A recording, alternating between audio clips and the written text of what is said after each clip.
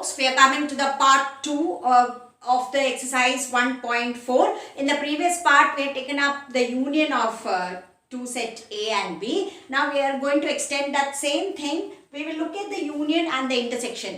In the last video, we had taken up question number 1, 2, 3. Now here we will take question number 4 and 5 together. In the question number 4, they give us collections A, B, C, D. They have given us these set, and they have asked us to find they have given us quite a lot of subparts, and we have to find out what is the union. In the question number 5, they ask us to find their intersection. So we can have it clubbed together and we will find out what these collections are going to be like. So let us go about doing it. First we will take this part, then we will go to this the other part or however that is convenient. Now between A and B, first thing is A union B, A intersection B. So let's look at A and B. Whether we have common elements? Yes. We have got the common elements 3 and 4. Obviously this common element will come to the intersection.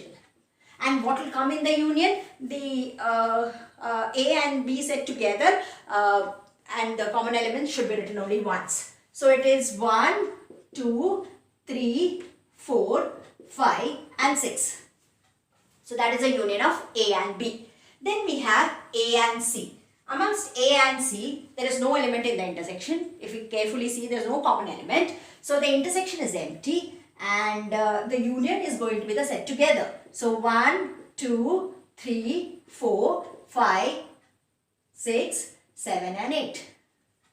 That's about the union. Then we have B and C. Amongst B and C, 5 and 6, they are common elements. So obviously we can write that in the intersection.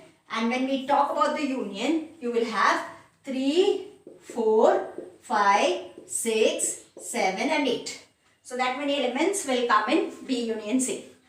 Now about B and D. That's our next thing. Amongst B and D, there is no common element. So that is going to be empty.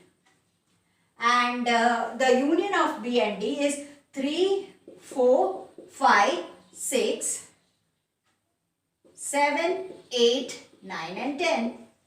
Because there is no common element, so we list up the elements all together and that's how you have the union. Now we are gradually moving to 3 set. We have a collection of 3 sets. We have A, B and C. So let's first look at the intersection. Between A, B and C together, we have got no common element. Though there are some common elements between A and B and there is a common element between B and C, but together A, B and C, we don't have any common element. So therefore it is going to be an empty set. And when it's an empty set, listing of the union is very easy because you just have to list the elements as it goes. So it's like 1, 2, 3, 4. Then in the other set, we can start with 5, 6. Then we can have in the other set 7 and 8. So that is going to be the union. Then we are looking at the set A, B and D. Amongst the set A, B and D, again, though there is something common between A and B, there is nothing common between all the 3 set together. So as a result, it is going to be an empty set. And then we have to list it that way. So it is going to be 1, 2, 3, 4. Then in B, we will have 5, 6. And then D, we will have 7, 8, 9 and 10. So that is about A union, B union, D. We come to B, C and D. When we look at B, C and D, again same way, mutually though they have some common element, together they don't have anything common. So as a result, this will be an empty set. And B, C and D, that's an empty set. So look at the union, and the union will be 3, 4, 5, 6. We have 7, we have 8, we have 9 and 10.